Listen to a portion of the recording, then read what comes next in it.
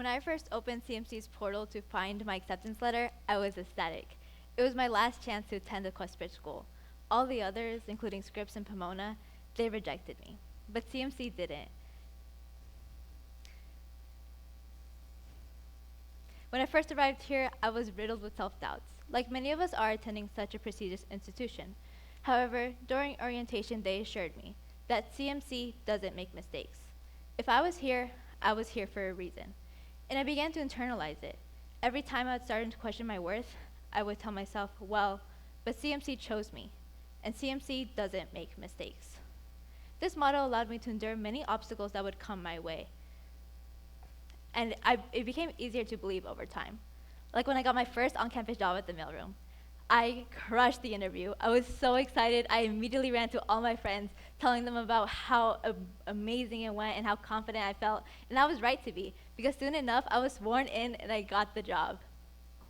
Sure, the first few shifts were a little stressful since the filing system was broken and it kept sending premature emails out, but I was handling all the disgruntled students like a pro. Or so I thought, because within 2 short weeks, I received an email with the subject line, "Time to talk." My stomach dropped. But there was no way I could have messed up so soon, right? It turns out there was a way, because there I was being told how I wasn't a good fit. Whereas my other peers would shrug off the upset students demanding their packages, de-escalating the situation, I'd reflect their anxiety right back at them, creating an intense atmosphere.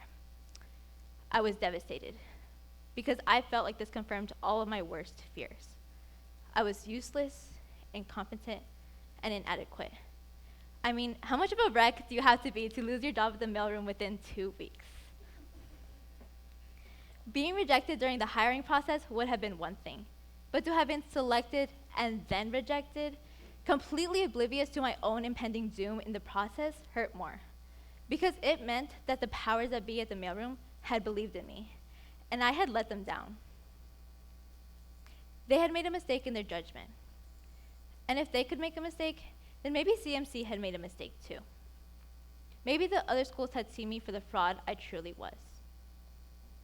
Although it was debilitating at the time, it's kind of funny in hindsight. I mean, truly, I was just not a good fit for the mailroom, and since then, I've gravitated towards roles that I'm better suited for. But what happens when it's not a part-time on-campus job to make some extra cash? What happens when it's a serious career opportunity or an important relationship? A meta-analysis of 62 studies on imposter syndrome found that it's an issue that can plague us all. People of all professions, all genders, ages, and ethnicities, especially minorities, can be haunted by this issue. They found that anxiety and depression often accompany it, and people with these imposter feelings often feel like they're the only ones, which is why group therapy can help, where people can unabashedly confide in others about their feelings regarding this issue.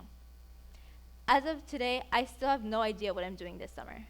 According to my LinkedIn feed, the moment spring break rolled around, everyone already had extremely valuable opportunities lined up with the Wells Fargos and McKinseys of the world. I felt embarrassed to bring it up, feeling that the moment I did, everyone would know that I was a failure who failed to live up to the CMC pre-professional ideal.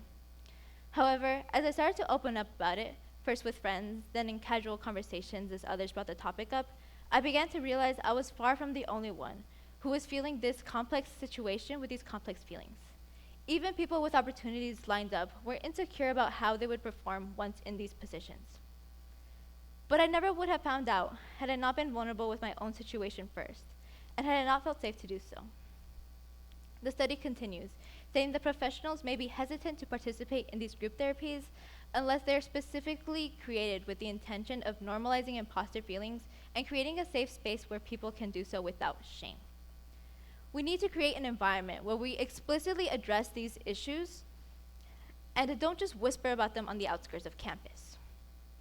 Because this isn't just an issue that internally wears away our own self-esteem. It festers until it manifests itself in our worsened job performance and satisfaction, until we inevitably burn ourselves out from trying to prove ourselves. But there is hope. The study says that professors and employers can mitigate this issue by reframing mistakes as growing opportunities instead of failures, and by granting second and third chances.